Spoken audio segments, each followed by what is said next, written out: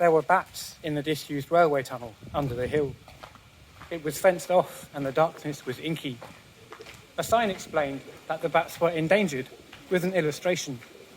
Look at their mad faces, you said. We stood and watched the ferns dripping from the brickwork, but nothing appeared. Would you rather, you began, and I turned to look at you.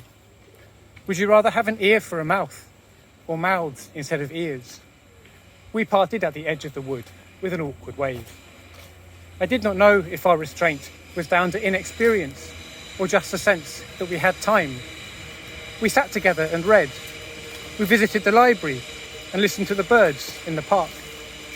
I brought you cakes you were too nervous to eat, and we lay together without touching. What is your favourite bird, you asked me. Would you rather have feet instead of hands, or hands instead of feet? I did not know for weeks if I would ever touch your face. We visited my mother's place. There wasn't time for you to meet her, but we walked through her garden where last year's apples lay rotting on the ground, and followed a meandering stream that flowed a deep red brown from the peat. We heard a hunting horn to the east, and I joked that we could be eaten by the hounds. Would you rather be eaten alive, you asked me, or eat someone alive?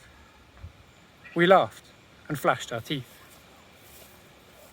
I wanted so much just to hold your hand, but again we parted with our odd decorum.